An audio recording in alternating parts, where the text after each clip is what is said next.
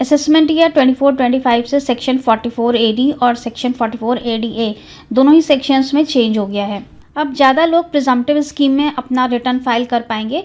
Turnover की limit को increase कर दिया गया है, लेकिन एक कंडीशन भी लगा दी गई है।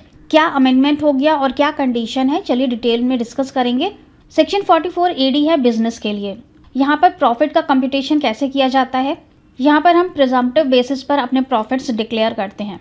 जितना भी आपका टर्नओवर है, अगर वो पूरा इलेक्ट्रॉनिक मोड से रिसीव हो रहा है थ्रू बैंकिंग मोड, तो आप 6% उसका प्रॉफिट डिक्लेयर कर देते हैं।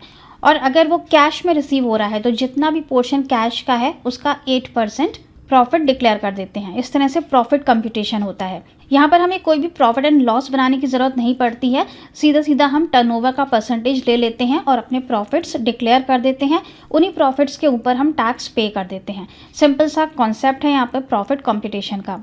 अब असेसमेंट ईयर 24-25 में यहाँ पर अमेंडमेंट क्या हुआ है। पहले यहाँ पर सिर्फ 2 कैटेगरी थी कि आप इलेक्ट्रॉनिक मोड से कितना रिसीव करते हैं और दूसरा आप कैश में कितना रिसीव करते हैं।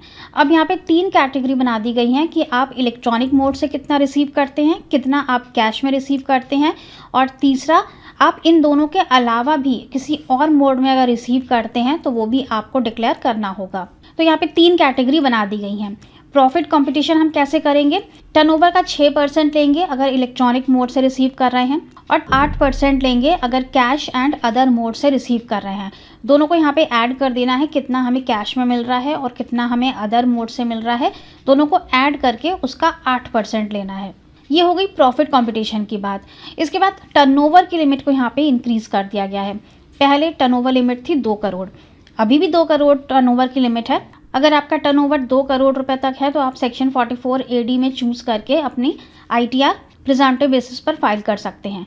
लेकिन अगर आपकी कैश रिसीट्स बहुत कम है, आप ज़्यादातर जो पेमेंट है वो बैंकिंग मोड से ही लेते हैं, आपकी कैश रिसीट्स 5% से भी कम है आपके टोटल टर्नओवर की, तो आप यहाँ पे इंक्रीज्ड लिमिट का फ़ायदा ले सकते हैं। शाबाश बेटा, बहुत बढ़िया। फॉर एग्जाम्पल मान लेते हैं कि आपका टर्नओवर है 2.5 करोड़ रुपए का, तो इसका 5% हुआ 12,50,000। अगर आपकी कैश रिसीट्स 12,50,000 से कम है तो आप इस इंक्रीज्ड टर्नओवर लिमिट का फ़ायदा ले सकते हैं और आप सेक्शन 44 AD में प्रिजम्पटिव बेसिस पर अपना ITR 4 फाइल कर सकते हैं।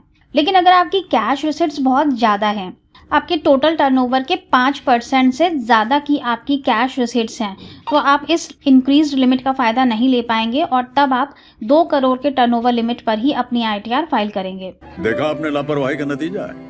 तो ये 2 चेंजेस हुए हैं सेक्शन 44 AD में। एक तो प्रॉफिट कंपटीशन को थोड़ा सा चेंज किया गया है। इलेक्ट्रॉनिक मोड और कैश तो पहले से ही था, अब एक तीसरा टर्म भी यहाँ पर आ गया है, other than electronic mode and cash.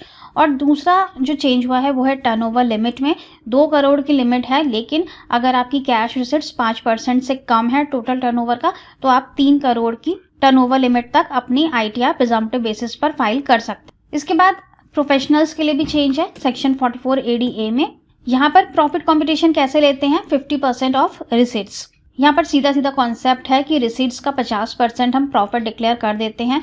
यहाँ पे इलेक्ट्रॉनिक मोड या फिर कैश का कोई भी कॉन्सेप्ट नहीं है। तो यहाँ पर भी अमेंडमेंट हुआ है असेसमेंट ईयर 24-25 में। यहाँ पर अब रिसीट्स को 3 कैटेगरीज में बांट दिया गया है।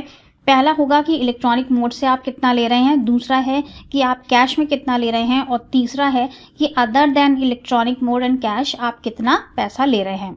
44 AD में ITR फाइल करने की लिमिट है 50 लाख की, लेकिन असेसमेंट ईयर 24-25 से इस लिमिट को इंक्रीज करके 75 लाख कर दिया गया है। लेकिन कंडीशन क्या है कि आपकी जो कैश रिसीट्स हैं वो आपके टोटल रिसीट्स का 5% से ज़्यादा नहीं होनी चाहिए।